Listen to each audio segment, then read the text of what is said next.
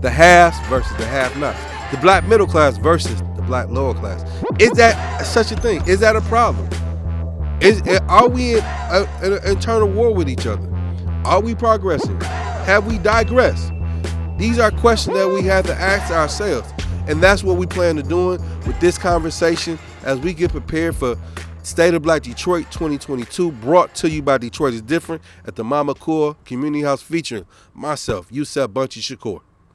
Detroit is different. Welcome back to the podcast studios, and we closing out 2022, but you already know it's definitely a lot of stories that need to be told, and the Detroit story even goes beyond the Detroit footprint, especially in my neighborhood. It touches into Highland Park. Highland Park is a city within a city. Detroit has two cities within the city, and one of them is definitely a city a stone's throw away from me. Like a bridge, walking distance. Yeah. I can look and see Highland Park for real, you know. And a brother that's now city council elected to Highland Park, but more so, it's another matter that kind of connected us, and we'll get into all of this. Khursheed, how are you doing today, my brother? I'm doing pretty good, my brother. Life has been good, and it keeps getting better. That's what's up. That's what's up, man. Too blessed to be stressed. That's right. Stretch Money says. That's right. And with that, city council. You're elected to Highland Park City Council. Congratulations. Thank you for that. What was the catalyst that led for you to want to be involved in the politics of Highland Park? Well, you know, it's funny you should ask me that. You know, that takes us back to 2010. 2010. Yeah, so in 2010, the council members who sat on council was Rodney Patrick, Chris Woodard, Norma Lewis. We had Titus McClary and Mamie Posey Moore. May God have mercy on her soul. She's passed away from cancer. So at that time, I was a young man. I was fresh in the city. I had only been here since 2000, so I was fresh in the city, and I was looking to acquire a house in which the city of Highland Park owned. So I went to the city. I jumped through all the hoops they asked me to jump through. I paid for the house. I paid for the fees and everything that needed to be done. I was told, now back then, how Highland Park did the selling of their property is they would enter into a contract with you where they wouldn't give you a clear deed until after they inspected to see what you did with the house and if you were going to keep your word about living in the house. So I got a contract from them to get started on the work, to fix the house, to get it ready. I redid the roof. I redid the windows. I redid the electrical that somebody had cut out the bottom of the house. I redid the plumbing, the flooring. I got everything ready for inspection, right? I even cleaned out the backyard of all the trees that it had in it. Now, I do have this question, and I want you to continue the story, but basically in this deal, you could put possibly tens of thousands of dollars into a project of a property that you don't technically own. That's right. Okay, that's right. Back then, yeah, you know, so in total, I spent a total of a little over $15,000 on this house. So on the day of my inspection, I'm waiting on the city to come out and inspect, and instead I get the Highland Park Police Department. Somebody, you know, called them and said that I had broken into this house and I was doing things in this house. So they came out. And then after they came out, HUD came out, okay? So basically, to cut a long story short, the city sold me a house in which they didn't own. They didn't own the house. HUD owned the house. The Housing Commission owned the house, okay? And anybody who is familiar with federal property, it's very hard to get them to sell anybody anything unless it's a development plan, okay? But a single home, HUD is not going to talk to you about it because they don't sell single homes, okay? So I'm going back and forth with the city about the money I put into it and what I paid them. I paid them $2,500 for the house on top of that. And we're going back and forth. And I tried to do things civilly with the current council, but Titus McClary, Norma Jean Lewis, Chris Woodard, and Rodney Patrick basically told me no. The only person that stood up for me was Mamie Posey Moore. She was the only one on council who stood up for me and said that what we are doing to me is wrong and unjust, So come to find out, at one time, the city of Highland Park and HUD used to be one entity, okay? The city used to handle all of HUD's properties in the city of Highland Park. But something happened, a rift or a split, whatever the case may be, HUD separated from the city. But they never divided up the property to make it clear who owned what on this particular list. So I happened to pick a house that I didn't know. It was listed as a Highland Park City house, but it actually belonged to the Housing Commission, which is HUD.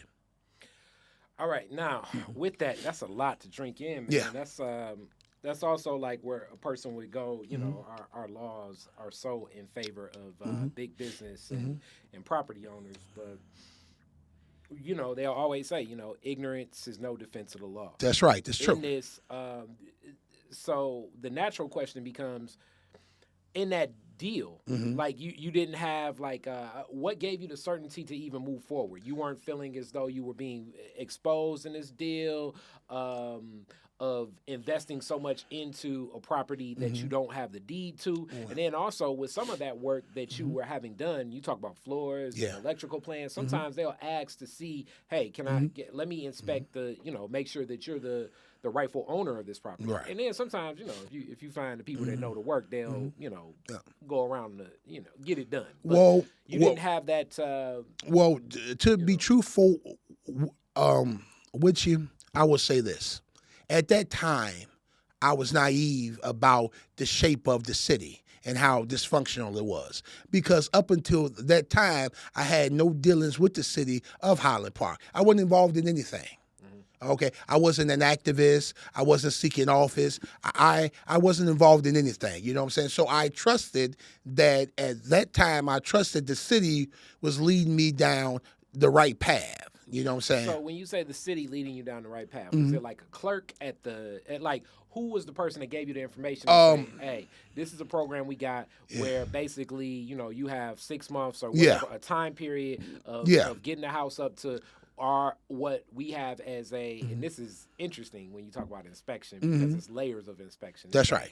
Inspection, because usually I'm used to before you buy a house, you have your inspection. That's right. But that's true. This is like a different type of program. Like, who was the person that presented this information to you about this home buying project or program? Well, I had a friend who bought property from the city of Highland Park before. Okay. And then, so you call your friend right. and it's like, hey, I think I want to get one of those cribs too. And then your friend is like, all right. Right. So first he told me to go to the city and ask them for a list of all of their available properties. I did that. The list cost me $21. I paid it. Okay. I got the list. I went through the list. I went through every piece of property on the streets in which I desired to live on. And I found one that I thought was absolutely beautiful that I wanted. Yeah. That's the one that happened to own to the hood. I out of a list of over 4,000 houses, I had to pick the one house that belongs to the hood. So then you go back to the city and like, hey, I want house number. Yeah. I want this house. That's right. I want 1, 2, 3. That's right. Highland Park Street. That's right. And they like, you know what? We'll sell you the house. Yep. It'll cost $2,500 exactly. to begin. So when you paid that $2,500, what did they give you in reference to They gave me a receipt for the $2,500. Okay. And then on top of that, they turned around and gave me a contract with the city seal and the signature of who at the time was the head of the real estate window. I forget his last name, but his first name was Robert. He was a white guy. He's no longer employed there now. He's moved on. But at the time, that's who it was, and it was his job to handle all sales of city property. Okay. So, so basically, it's almost like, okay, you go in with the money, you pay the money, and then you get a contract. That's right. And your thought process, because you're new to this, you're like, okay, you're not even thinking like deed or anything like that. That's You're right. thinking, okay, I'm going with what my friend says. My friend says just do business with the city. That's right. You're not even seeking, and this is a lesson for everybody. I'm That's right. walking Yeah. Khursheed through these steps Yeah. just because, it can happen to all of us. Like That's right. naivete and being taken advantage of is real. That's right. I think a lot of times we want to act as though we know everything, but we don't. So Exactly. hence, this is a classic example of I strongly urge, and it's tough to find them, but don't do real estate without a real estate attorney. That's right. I agree with you. So now, with that being said, you get this contract, and how is the contract? How is the contract explained to you? Well, Of what you're signing. yeah. Well, it explained that I had to remove all debris from the property, and that I had to remove any and all overgrowth in the front and the backyards. Yeah. That I had to secure the property with new doors and new windows. That I had to show them a good faith effort that I was going to do right with the property before they gave me the deed, and I had to have these things done in 60 days. Okay. Yeah. And was this contract did it look like kind of, as they say, like a standard type contract where it's like, like a stack of these and you just put in the address? Yeah. And so almost like Yeah. even the city didn't even go look at the property that No, you they did chose not. to select. Exactly. So that's one thing. The second thing is when I say how it was explained to you, did Robert give this to you, or was it like an administrator that works for him? No. Like, It was him personally who gave it to me. and he handed it to you. Yeah. And what did he say when he handed this? I'll tell you, he told me where to sign, and he told me what I needed to have done within those 60 days. And he now one thing that he did do that I must admit, he did come out like a week later and take pictures of the outside and add it into my contract so I could show the change from before and after. Okay, so that he did do. And he did that one weekend? Yeah. So basically you had to move expeditiously. Quickly. Yeah. To get this done. Yeah. So it's like 7 days. You better, be out there cutting some bushes down. That's right. Putting some paint up on the wall That's or right. whatever. That's right. So you're in this space for working. Did you spend a night over there? Did you do any living over there? I didn't do any living over there because I was told, and it was made clear to me that I couldn't occupy the space until I had the deed. But I could come over and fix on it, secure it, and get everything ready for inspection. But I couldn't actually stay in the property. At that point, even with that, did you have any apprehension? Did that did you think like, this seems kind of, I didn't consider that a red flag because I do understand. One thing I do understand is called liability. Okay, if something happens to me in that house and it's still under the city's ownership and possession, then they're liable. Okay. Yeah, so I do understand that, okay? You know what I'm saying? That made sense to me, okay? You know what I'm saying? But as I said, it was a learning experience. And when they curved me, the way they curved me and refused to give me my money back, I had two options. I could either sue, and basically I'm paying back myself because the city was cash-strapped as it is. It was going to come out of my tax dollars either way it went. So I'm paying myself, or I could get even. Now, at that point, or at this point, and I want to, walk through this path because this is definitely one of those things where I'm sure, that's, what is that? 17,000.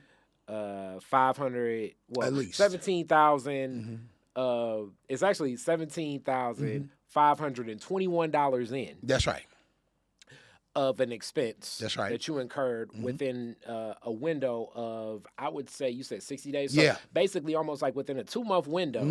You come out of a good chunk of money, especially to buy a property at the time in Highland Park, which I believe that was like Mayor Wyndham was he was the mayor at the time. That's right. And and in this fight, so in response, this is like a heck of a learning experience. That's right. When you get hit with this reality, and basically, you get the police come and say, hey, what you doing? And I'm guessing maybe arrest you.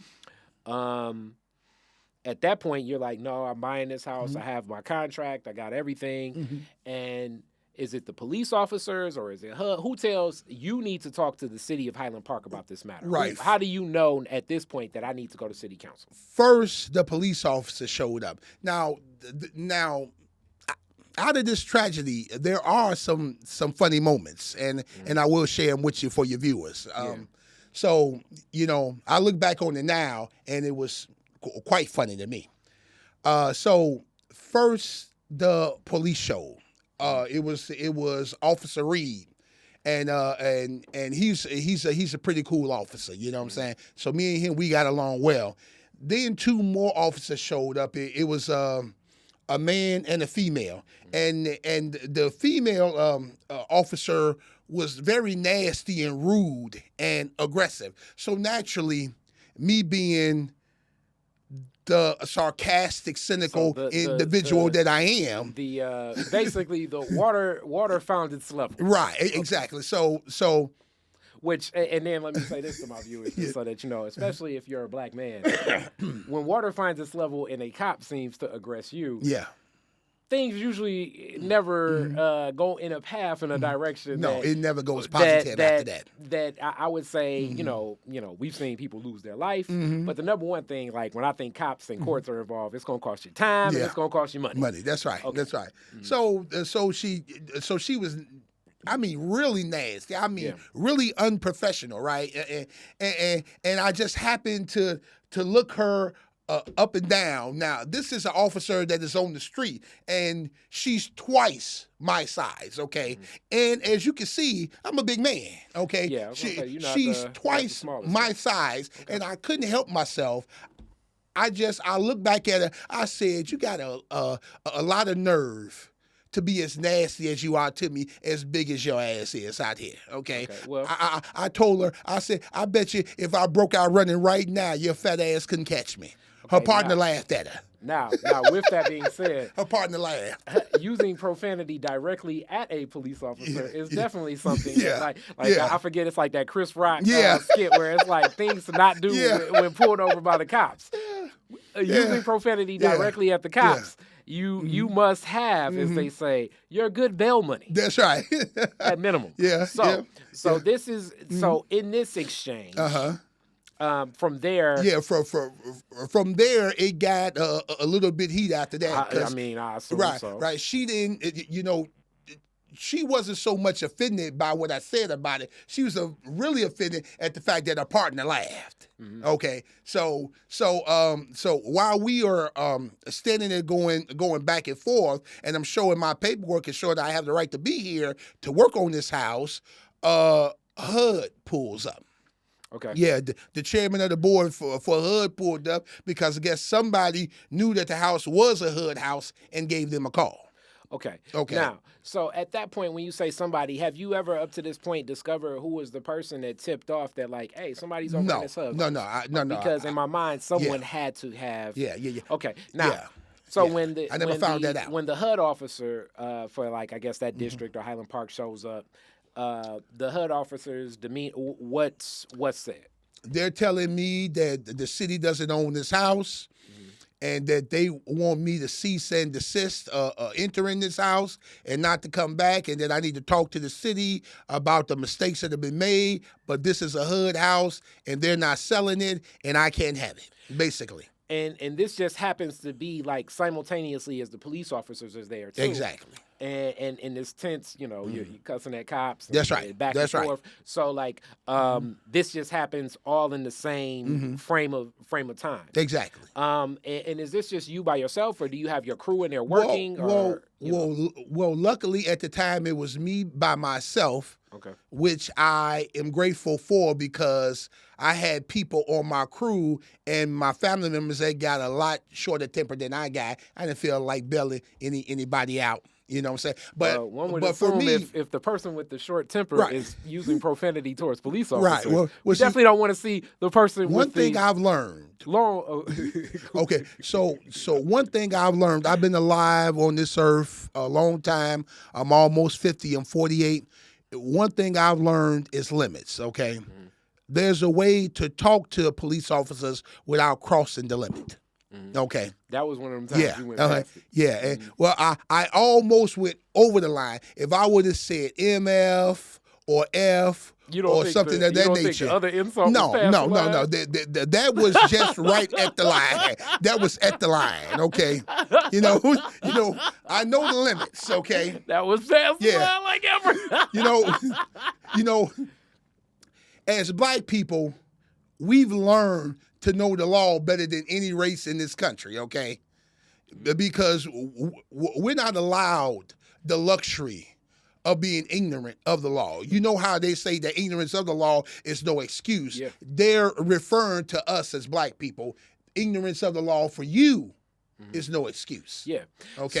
So HUD officer shows up, says, "Hey, you need to get out." And then at that point, like, how is this situation resolved? What's your immediate response at that point? Because the HUD officer is the person that basically tells you you need to Exactly. take this up with city council. Exactly. You need to take this up with city hall. Exactly. So is your response, all right, let's drive over to city hall together, or like what? Actually, it's funny that you should say that because it happened just that way. Okay. It happened just that way. At the time, the chair for the Housing Commission was Kirk Swanson. We still remain friends now to this day. Okay. You know what I'm saying? You know what I'm saying? And he was a pretty decent guy. You know what I'm saying? Now you're there. I assume you walk in and it's like, where's Robert at? Yeah. I assume that was what you wanted He to was say. nowhere to be found. I would imagine that He went probably home. was. Yeah. He was there that day. Yeah, I'll tell you. Now, do you think that Robert, and I mean, this is all speculation in my mind with police showing up, the HUD officer showing up, and do you think Robert got the phone call that like, hey, stuff is going down with this one property that you I just think that's sold? exactly what happened. Okay, Yeah. and then with that, did the HUD officer mention that, yeah, I know Robert? Because I'm guessing they have he to know does. one He another. know him. Okay. He knew him well, yeah. So with that, you get over to City Hall. Robert's not there. What happens? We talked to the we talked to the clerk. We talked to the chief of police. We went back and forth, but the bottom line was I was out of my money and I was out of the house. And I'm guessing a lot of them would be like, look, Yeah. that's between that Robert is the expert on this. That's right. I'm chief of police. I mean, I guess I can handle the matter of, what, Yeah. so, like certain matters, but this is out of my scope. Exactly, it is. So Robert needs to be present. So at that point, I'm sure you're definitely very anxious to wait to meet and connect back with Yeah, Robert. yeah. When does Robert? When do you connect back with him? That opportunity never presented itself. Wow. That's when they Okay. started to stonewall me after that. So Yeah. so you come back the next day like, hey, what's up? Yeah. Either give me my money back, Yeah. or work this out with HUD where I It get was my a brick grid. wall. It became a brick wall from that point on. I talked to Mayor DeAndre Wyndham, and he assured me that he would fix the problem. He never did. Okay. Now, Yeah. and with this, and I want to, I just want to give a little bit other perspective. As much as we speak about these matters of which I think it was a false bankruptcy of the city of Detroit, but also the receivership of Highland Park. That's right. And many of the other cities were populated by black people. The revenue sharing of the state of Michigan, and if people don't understand revenue sharing, I know more about the Detroit story than the Highland Park story, but some of it I know from my friend David Alexander Bullock. But Okay. so you all understand this. When black people end up in leadership positions, it usually is you're going to be in a position of leadership with less resources. At Absolutely. best, maybe you're going to get 75% of what was there before, but sometimes you may be left with like about 30%. Highland Park is such a gem when we think about what it represents as like, Model T Plaza. That was Highland Park, like a lot of these cities in and around the area, they were designed specifically as almost like townships for who would be working in these industrial automotive manufacturing plants. That's right. Whether you work actually at one of the big four at one time, because American Motor, or you would work for a tier 1, 2, or 3 supplier. Like these communities were set up like with church. That's right. Factory. That's right. Schools. Stores. To like keep you in these same footprints and pockets. Highland Park has dealt with so much divestment over the span of, I would say, decades, just due to the amount of black leadership that has been in position there. That's right. Now, with that being said, there definitely have been acts and some players of our own that have not necessarily advocated, I think, in best interest of the people. But even when that comes, like the comparable premise that leads to what we may look at as quote unquote corruption or theft or so many other things, especially when we think about what Highland Park represents, that is true. But really the culprit that we're really fighting against is, so much of the racism and systemic racism that exists in the state of Michigan itself. Exactly. So I want to give this long lens to say that at that point in time in 2010, Highland Park was dealing with so much of like look at Solidarity, no street lights. People were having water bills up to like, people were having like $5,000 water bills.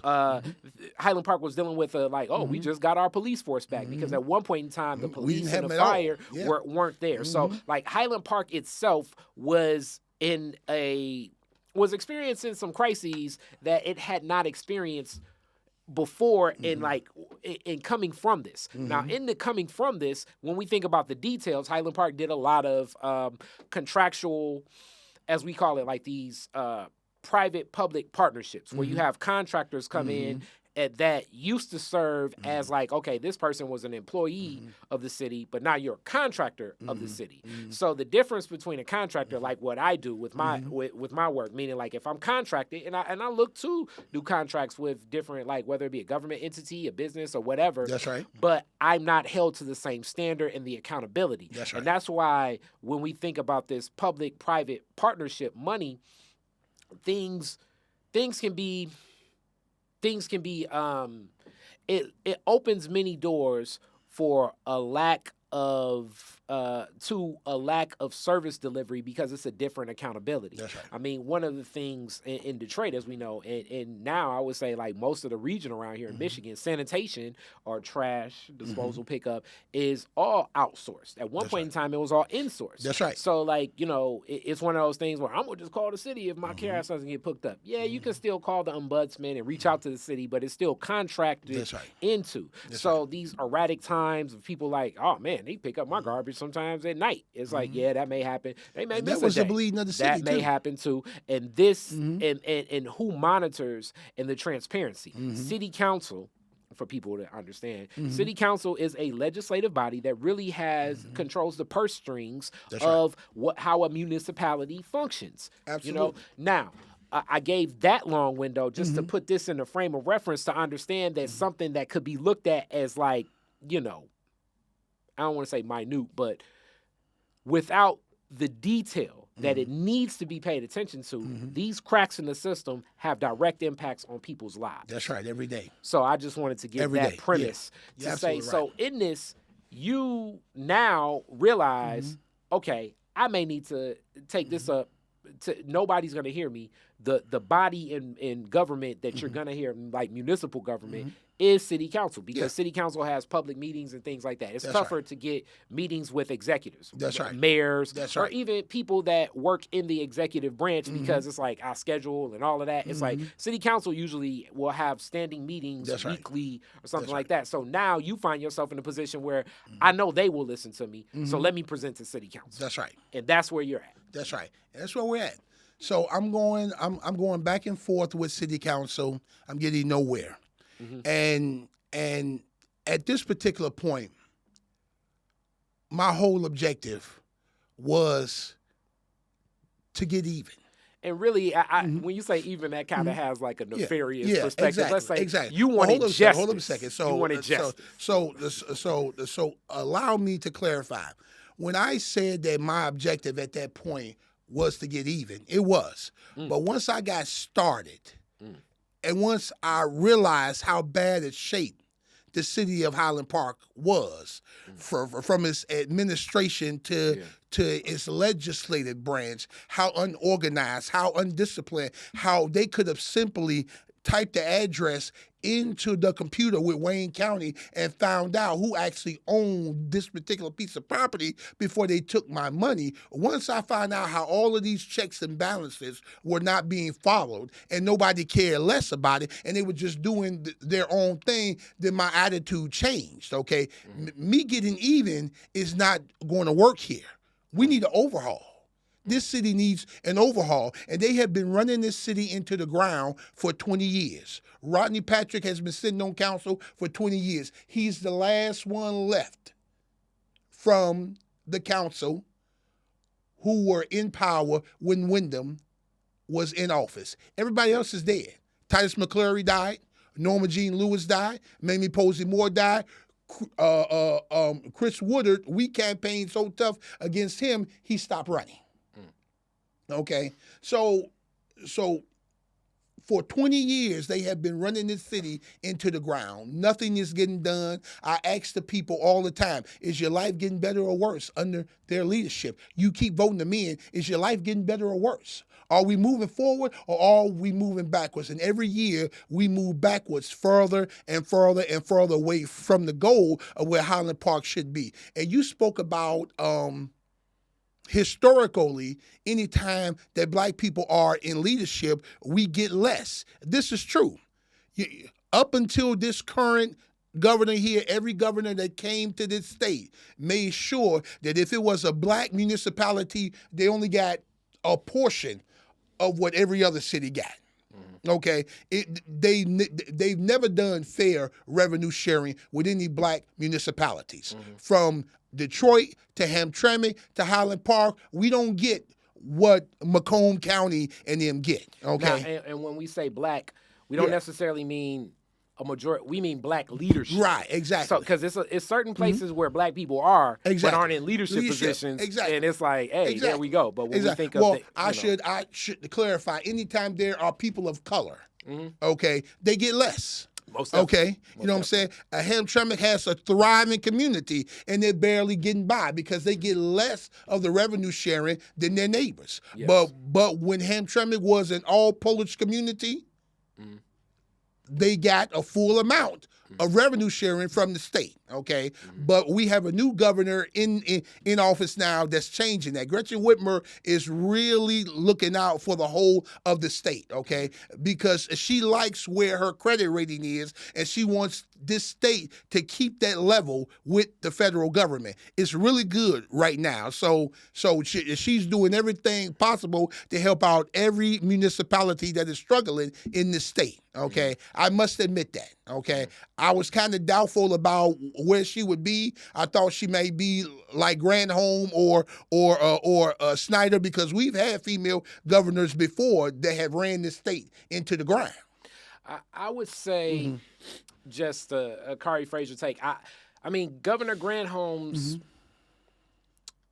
tenure in office as an executive, like many, I mean, through COVID, she's faced some interest. I mean, even, and I don't even know how much the FBI was involved with that. I mean, an attempt of an assassination. Yeah. She's faced an interesting, what she's dealt with. I mean, dealing directly with the sitting U.S. president, calling her out. Yeah. It's been some interesting things as far as her like first when it comes term to has been a little rough. The black community, I would say, I would say sometimes incomplete in my perspective. I mean, the water crisis that's happening in Benton Harbor, I believe she's been very silent on. And then in responding to providing some solutions in Flint, it's been tough. As far as, engaging in a city like Detroit, it's kind of tough because our executive leadership that is not aligned like legacy Detroiters. We have a white mayor in the city of Detroit. It makes engagement in Detroit differently. Yeah. Now, I can say definitely, I can say that, people definitely, people have a lot of applaud Garland Nixon and somewhat the role he plays, and she does allow herself some availability and presence for that. But it's very tough because just it is any politician, and maybe even more so when you're a black politician, Now, advocating for people of color, but especially black people, is that can be detrimental to staying in office. Now you brought up something that was very, very, very interesting about a majority black city having a white mayor. Yeah. I asked people, did they pay attention to that?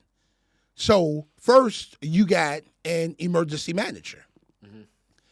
And once they got everything that they wanted from the city of Detroit, then all of a sudden you had hundreds of millions of dollars that came out of nowhere, and you received a white mayor in return for that, because he didn't get on the ballot fairly and justly like everybody else. He didn't apply like everybody else. He was forced on the ballot by the courts. Okay, they forced him on us. Okay, and when they forced him on us, I knew that he was going to win. I knew it. I knew it just by how that court ruling went. They wanted a white mayor in this city. Okay, now all of a sudden, the things are flowing and moving. There's money from everywhere all of a sudden, from the redevelopment of downtown to the redevelopment of Corktown to the redevelopment of Midtown to the redevelopment of Cass Quarter. I used to drive through Cass Quarter, and I used to roll up my windows and lock my doors when I drove through Cass Quarter, okay? But now all of a sudden this city is flush with money and redevelopment from everywhere. I find that funny and interesting and strange.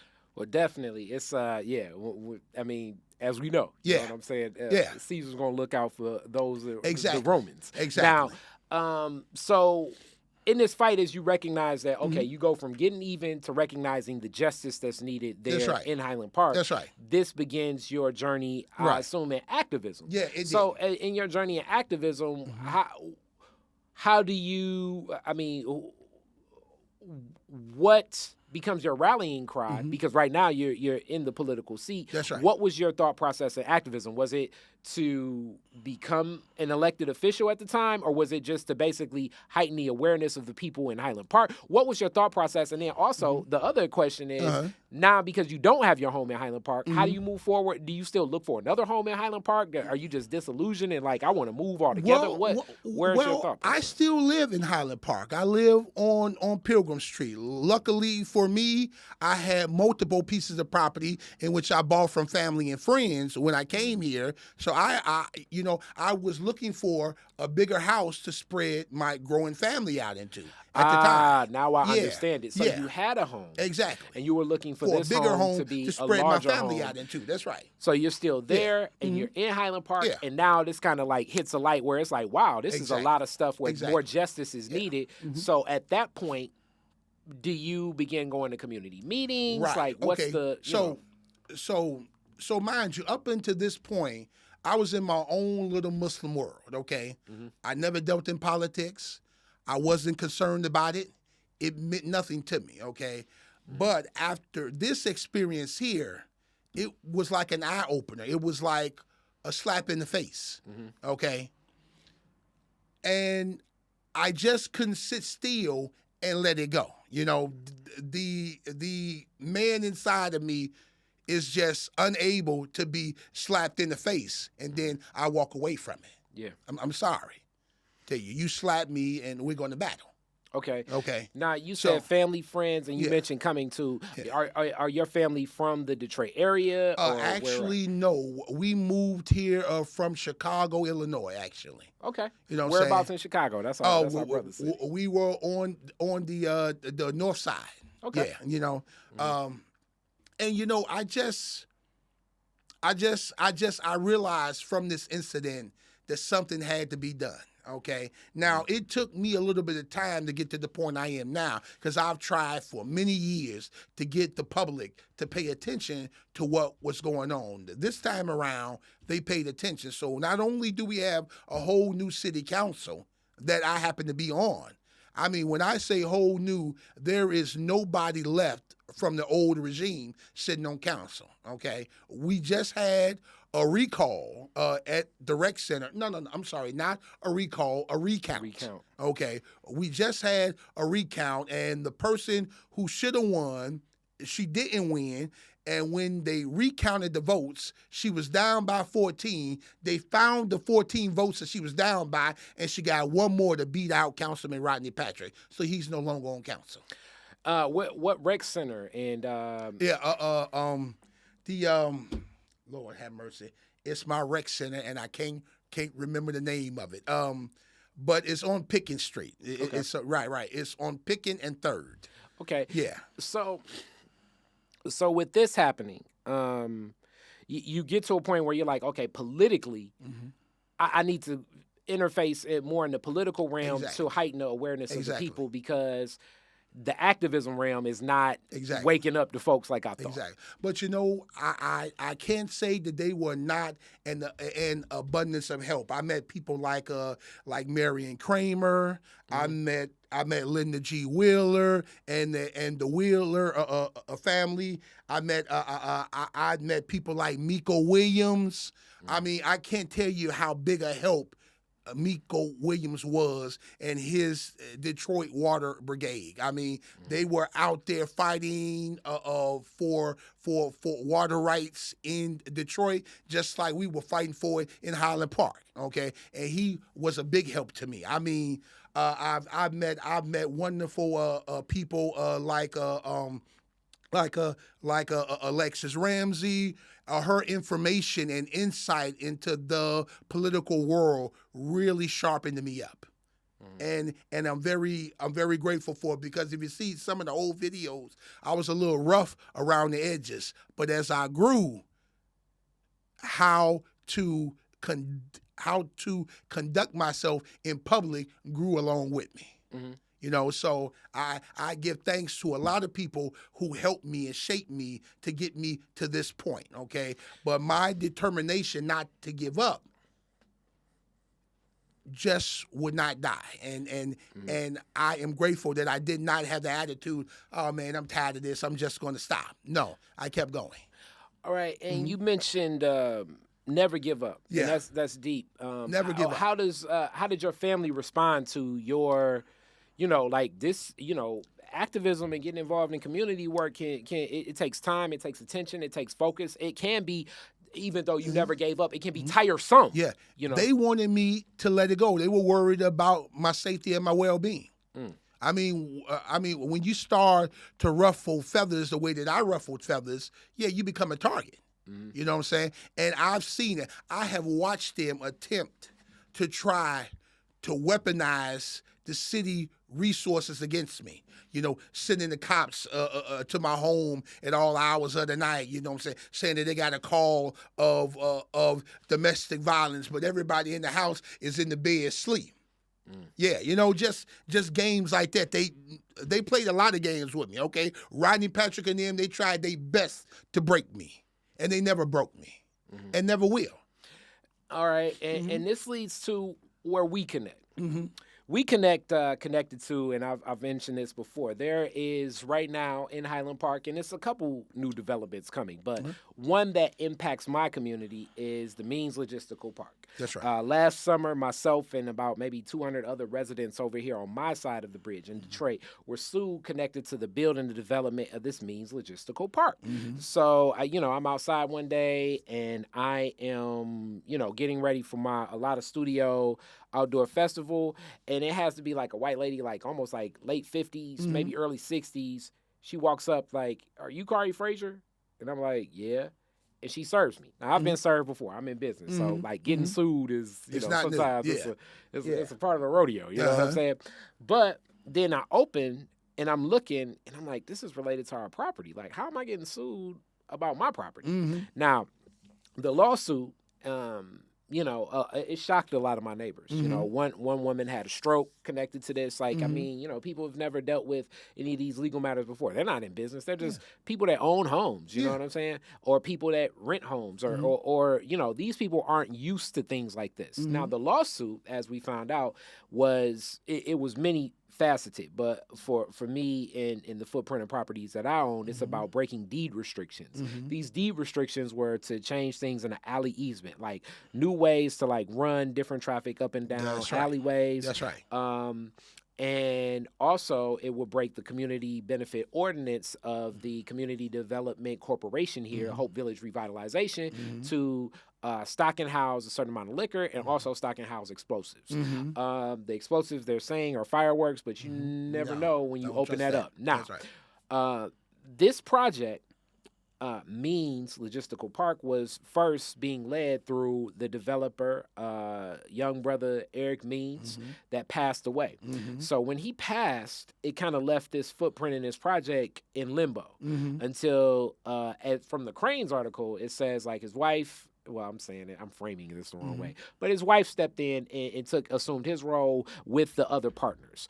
Those other partners, Ashley Capital, Colliers, and there's many others. And you're gonna, if you watch all these interviews, you're gonna see so much more of what's going on with this in this story. Yeah. So in this lawsuit, it rocks us all. Many of my neighbors default. I was able to attain some support from, shout out to Sugar Law. Sugar Law represents people, a pro bono law firm for justice, and it just was so much on the docket. In this fight, a lot of my neighbors defaulted, but now we're looking at how we can negotiate what type of community benefits agreement with Hope Village and others. Like, we want to not be ran rickshaw. As the example I often use is, this is like sports. Like sometimes, and one of my favorite sports is boxing. And sometimes a boxer will throw a jab, not necessarily to connect, but to just see how another boxer responds. I believe that the lawsuit was a jab, just to see how awake and how we will respond to something, because that will further decide, if other developments need to happen over here or there or whatever. Can we run, truck traffic through, even though this naturally will impact our quality of life. And it impacts not just trying to see how far they can go. Yeah. Basically. And this means Logistical Park was built upon what now I'm learning through Detroit People's Platform was brownfield development. Brownfield development is direct government money to basically look at, spaces can be evaluated to say, nothing can be done here. So if you're a developer willing to do something here, we will match dollar for dollar, meaning that like, it's not like they give you $10 million, but what happens is basically you're given that almost, it's kind of like the deal you had in buying a house, but this is on a larger scale from, what's funny, this is federal government money. That's right. The Brownfield Fund was started in Highland Park for this project. So meaning Highland Park did not have a brownfield fund before this project. This is unprecedented at the time. So this project starts that. But a brownfield space, as I'm learning more about this, so it's a lot of things happening. As my residency in the Detroit is Different space and a lot of studio space are now rezoned from residential to mixed use industrial. Also, you break these deed restrictions and it's rezoned, and then our brownfield is there. We already, which, just being around a bunch of black people, it makes insurance tougher, meaning like insuring your home, you can only insure up to this much because they're basically saying that like you're obviously like blocks away from property that's condemned. That's right. Almost. That's one. Two, it impacts our car insurance because it's that same response. Three, if you ever want to sell the property, obviously your property value has sunken this mix too. And then also, if you ever wanted to lend against your home, if you wanted to refinance, you want to, you have a credit union account and all that. All of this happens in one act by this development coming into our community. And I feel like not being equitable, not entering our community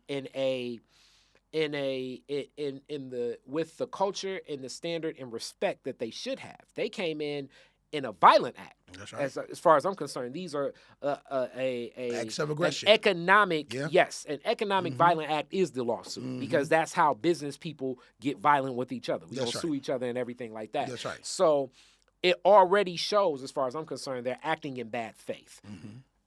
Connected to this, we held closing out October, we held a community meeting, and I had some door hangers, and I posted them in and around the footprint of these properties. And one property stands out. Everybody, as they say, the greenhouse, Mr. Marvin Elliott's house. That's right. So Marvin Elliott, I make sure that I deliver one there, and Marvin shows up to our meeting, and we enlighten him with the information and research that I found. Shout out to Detroit People's Platform, and also just like digging deep myself, and from there looking more into the dockets and my research and finding out even further research about this. We arm Mr. Elliott with info. Mr. Elliott says, "Hey," he calls me one day. You know, he got a deep voice and everything. He's like, "Kari, it's his brother Khursheed that I think you need to connect with him because he's finding out some information." I'm like, "All right, I'll call him." We talk, and that's how we connect. That's right. Khursheed lets me know that it's going to be I believe a zoning commission meeting for Highland Park because a part of this project, you had two big holdouts in the footprint of this space. You had Mr. Elliott's space and then also a liquor store space. That's right. That liquor store space for a while was holding out, but eventually sold. He sold. And with that sale, I believe he'll have a property across the street where he's gonna rebuild possibly. Now, whether it does or whether it doesn't, now the space of the liquor store needs to be rezoned. We attended this rezoning meeting, and even as it was explicit, so people can understand as you're gonna watch some clips from that meeting and all of that stuff, like the framework of this, as we know, when you walk into any of these institutional systems, especially court, you can't, in your mind, it's like, hey, I was driving 55. You can't say a statement like that in court. I guess you can, but it's not going to be on record like that because these systems function in a certain way where you even to speak to a judge, it needs to be framed in the right reference. One of the things about a zoning commission and the influence that you have is basically it was reiterated that, look, just cause for not moving forward with a vote in a zoning commission is really the only just cause should be that the mandates of whatever the space are not up to par. That's right. But when we led public comment, definitely opening up from a fiery response from you, Jeff Jones of Hope Village Revitalizations. I forget the sister that came in there with you, but she was big in there. And then I gave a couple. Alexis Ramsey. Yeah. I spoke and I gave a couple comments as well. It influenced the commission to the point where they abstained from voting, which, as far as I'm concerned, that was a community victory. It's not necessarily, we're not in the street dancing yet, but it at least gives time. That's right. It's not over. Yeah. To reassess, and as we know, actually, Mr. Elliott it's another hearing about this matter the 16th of December that will be going on with the U.S. Circuit Court, and many of the players still named. Like I say, this is a big project. DTE is being sued, City of Detroit, City of Highland Park, Xfinity, AT&T, Hope Village Revitalization, and many residents are named in this. So it's many parties, and it's series of dockets. So this isn't like a let's sue these three people. It's like a let's sue this whole neighborhood. That's right. You know, which is definitely not acting, and that's my key point. It's not acting in good faith. Where now it's like we have to look at everything you say. That's right. And I even mentioned this in the meeting when I was speaking to the economic development consultant and advisor,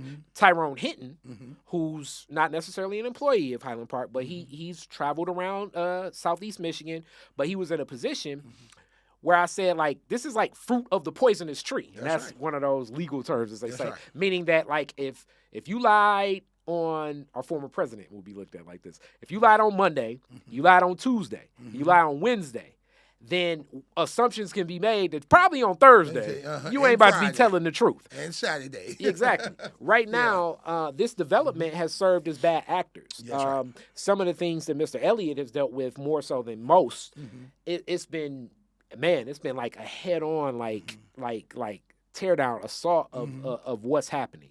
So I give that long introduction to say, I meet you in this project. That's right. What's your connection to this project? Was it just connecting to the advocacy and the activism that you were already active in doing, and then this is running concurrent with you also campaigning politically and other things? So Exactly. how do you connect with this project? Exactly. So all of this came across my table the moment I got sworn in. Okay, so the moment I got sworn in. So me and Mr. Elliott, we share a common friend. Okay. A very good friend. You Okay. know? And her, her name is Miss Yago. We share a very good friend, and she called me after I was sworn in to tell me about Mr. Elliott. And this is interesting about public service. It's like you don't even get 2 seconds. No, it's like, hey, no 2 seconds, no nothing. Okay, my phone has not stopped ringing since the county certified the election. My phone has yet to stop ringing. I'm sitting here now and it's getting ringing phone like calls. crazy. Okay, And it's unique Yeah. because you can empathize with this just from going back in time to 2010. That's right. What you dealt with, and you feeling as though you only had one member, which Exactly. one is better than That's right. none. That's but right. still, it's very shocking sometimes to find that, like, damn, I'm a taxpayer. I'm overwhelmed. I don't even know what to do. You know, it leaves people in a position of, like, just fear, That's right. anxiety, That's right. and not doing anything That's right. because they're confused. They don't That's even right. know where to turn for That's help. right. That's right. So although Miss Moore fought extremely hard for me when I was in this exact same Position spot, in certain ways. Yeah. I fight a little bit harder. You know what I'm saying? I'm a little bit more rougher. I'm a little bit more rawer. I let the memes group know that I have no problem with you coming in here and making money. I have no problem with you coming in here and doing development. But when you come in here right. You don't get to stand on the necks of Highland Park residents while you climb and make your millions. It doesn't work that way. You would show the same respect that you would if you was out in Macomb County, because I guarantee you that you wouldn't have pulled this out there. But they think that we're nobody because we're so desperate for this and desperate for that, and we don't have this and we don't have that they can just come in here with their millions and push people around and get away with it. And it's unacceptable. And I want to give a counterpoint to that, because usually a lot of this quote unquote public money, whether it be from a municipality, the state, or the federal government, or agency of the federal government, the thought process is it will spur economic growth. That's right. Like the whole trickle down economics, which clearly never has worked. It but never works. But the idea is always, y'all need jobs. That's usually the jobs is usually the number one title, which led to me asking Mr. Elliott, I'm like, hey man, that's right outside your door. How many black people have you seen working on these construction crews? He said not a 2. one. I ain't seen not a one. So these are the saw things more than that me. So these are the things that we always wonder with these jobs that say they're coming here that circumvent where things go. And Mr. Elliott even said, like, hey, I got a cousin that hauls soil, like has a truck, and he's in that business. Collier's Group, another one of the partners in this Ashley Capital Collier's Group, in this development, even though, like I say, front facing is the Means name, and Means is widowed spouse. Like, so you see the black face in front, but in reality, it's a lot of white money behind this project. That's right. You know what I'm saying? Using a lot of here we go. I'm going real deep. Well, opportunity zone, hub zone, money, opportunity zone, zone, hub zone, meaning like using a lot of money you can get by basically being associated with a black partner to acquire more government subsidies, more government tax abatements, more government resources, basically by being associated with a black partner and basically doing what you want to do. Okay. So now I don't know how true this is. I try not to listen to rumors. Yeah. But I'm being told that the widow has actually opted out of the company. She's sold her shares. shares in this particular company, and the principal is Ashley Capital. And see, sometimes when deals are that close, I'm unsure that it's rumor, but things like that happen. Yeah. But we're definitely speaking on opinion.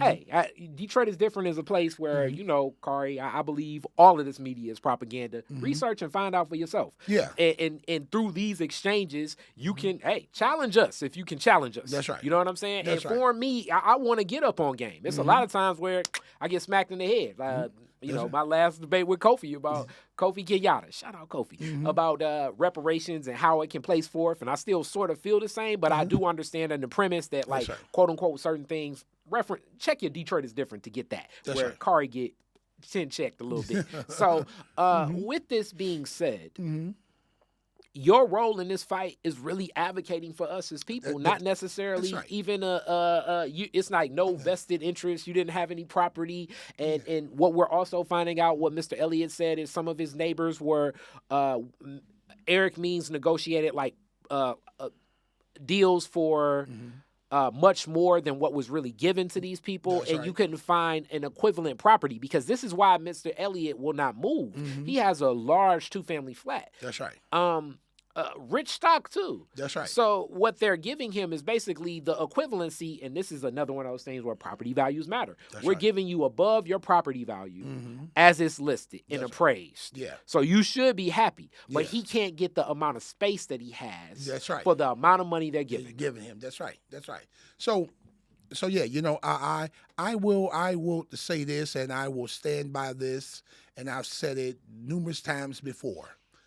When I agreed to take this job, when I swore my oath of office, I knew from that point on, I was no longer Khursheed, the individual. I was Khursheed, the public servant. Okay, I belong to you. I represent you, and I'm never going to forget the fact that you put me here and you entrusted me to safeguard your well-being, okay? I'm not for sale. I don't care what you're offering. I'm not interested in your parties and your friends. When you come to the city of Highland Park, you will be treated like everybody else in the city of Highland Park is treated. If you want special treatment, you need to take your ass out there to Macomb County or something, because here in Highland Park, you will get the same treatment that any other resident gets. I believe in equal opportunity. I believe in fair play. I don't like when the city is used against the residents as a weapon, and I don't like, I hate favors. I despise favors, okay? I've seen how favors are done, and I see what comes out of favors, okay?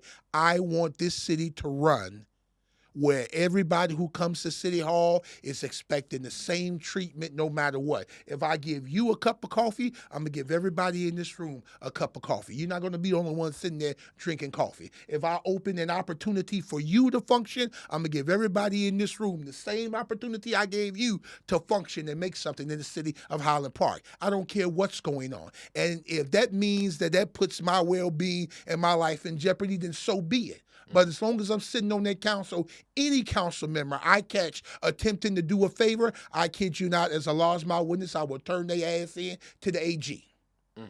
And I mean just what I said. I stand by that wholeheartedly. No favors here. You want favors, go to another city. Here, you will function as the law says you have to function. You will get the benefits that the law says you have to get, and that is as far as it's going to go. You get nothing extra here. If you want cream, as they say, I suggest you go somewhere else, because I'm fresh out of freaking cream here. So, and for the next 4 years, this is going to be a cream-free city as far as I'm concerned. So with that being said, like in a matter like this, and it does intersect in, I mean, you know, fights like this are, you know, I mean, even your personal fight, but like when it gets more engaged with more layers, with more people, and it's millions of dollars that have gone into this. This space has begun construction, and I believe, you know, it's slated to open in the spring. Yeah, they're almost finished with it. Yeah. Yeah. What's your take as far as like, you know, what do you feel like can be done, and it's going to be more projects like this, and it definitely puts you in a position where, you know, it you sometimes giving some inconveniences to people with a lot of money can be a bigger inconvenience to you eventually. Exactly. So what do you see? What do you see in this public service of this, like taking on fights like this? I see the memes group honoring the agreements in which Eric Means made. I want the people who have not been paid in full to be paid in full. I want Mr. Elliott to be given a fair deal that him and his brother and sister could probably split evenly if they have to go to probate court, because it looks like that's where it might end up going. Okay, because all of a sudden they pop out of the woodworks. All of a sudden, and this is a problem with not leaving a clear and decisive will or trust for Black people. If you want to make sure that the people you want to have something needs to have something, then leave a will, leave a trust. Look out for your loved ones. Okay, so there's no arguing and no fighting, because all of a sudden this brother and sister have popped up out of the woodwork to claim their particular share. Yeah. Okay, but his father clearly left the house to him. Yeah, I mean, death can be a lot. Like, I mean, as we know, and it can be a lot. Even when you have a will, making sure you have an affidavit, it's notarized. That's right. And then even submitted on record the right way. I mean, I'm one to say even go video. Like it's a lot of like, this is just maybe tin foil goofy, as they say. A little bit about even like a lot of artists and stars. Like we look at a guy like Prince that was so masterful in not just music, but the way he approached business. That's and for right. me to believe, wow, Prince didn't have a will. Yeah. Michael Jackson, masterful the same in thing. business and music, no The will. will. It's Aretha weird, right? Franklin. Aretha Franklin was so real. It's like you paying me in cash. Yeah. Where she had cash counters, like straight up. Masterful in business and music, don't have a will. Whitney Houston, another one. Like Same it's thing. like wow. It's like sometimes even when you have it, you have to have other precautions that come in place, because some of this, I believe that these people aren't just walking around without one. But if you have one, make sure it's up to date. Make sure it's kept in record. Make sure it's shared well. Like this is becoming. It comes from us. It comes from us thinking that we're not going to go anywhere. Oh, I'll be here. I'll take care of it. I'll deal with it later. No, deal with it now. Don't put off something so important. And I will say this, the safest way and the easiest way without going through probate court to pass on to your heirs what you want them to have is a family trust. Problem solved. Everybody who is going to benefit from the trust is listed in the trust, and what they get is listed in the trust. Yeah, I'll give credit where credit is due. Our former president, he said one good thing. He said, "Own nothing, but control everything." Now, if you look at him, he's flat broke. He's got no money. Yeah. All his money is tied up in his family trust and his charitable organizations, which he solely controls. Yeah. And he may do as he see fit with, how he has them set up. So own nothing, control everything. He's even lawsuit proof. You can't sue him and get nothing from him because he's got nothing. His trust has it. Yeah, I mean, when we think about the savviness of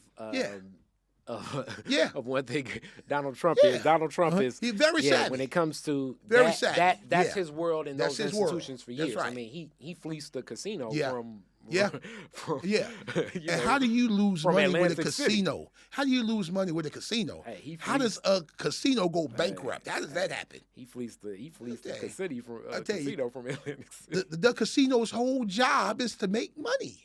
Hey. So Okay. Anyway, anywho. so with that being said, I mean, as we get closer to a close here in this discussion, and I'm definitely gonna welcome you back, because this will be a story that Detroit is different. Obviously, will follow as it hits what we do here at Detroit is different. That's right.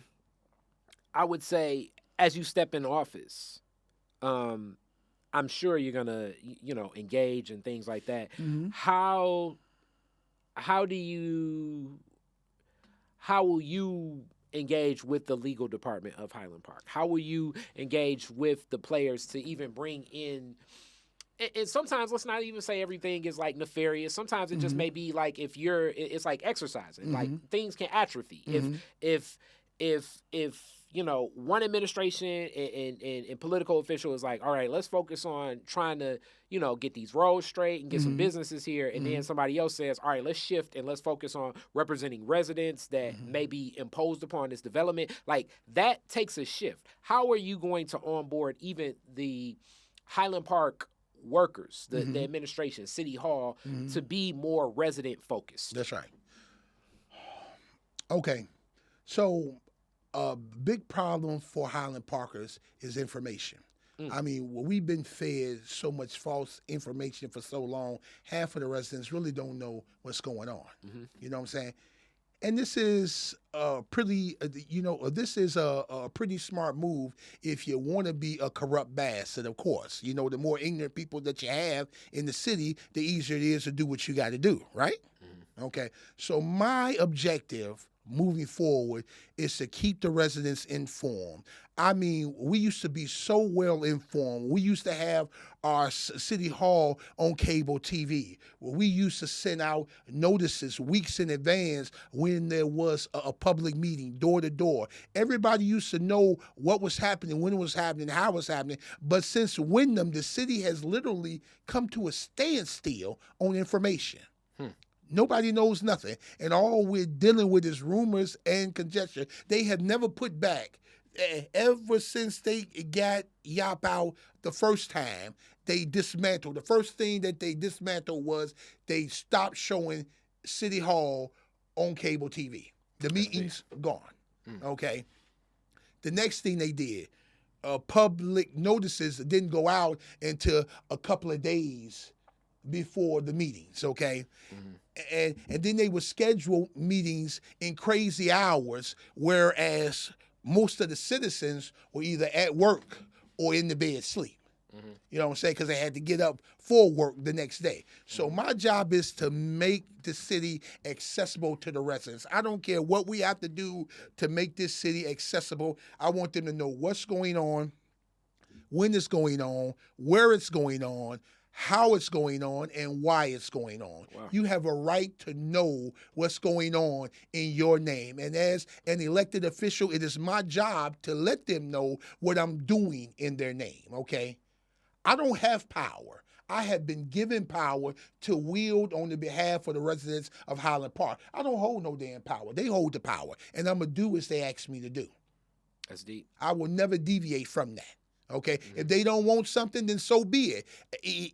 Even if I try my best to convince them this is the better route. If they tell me, no, we don't want to go that route, I have to go the way that the residents want me to go. I work for them.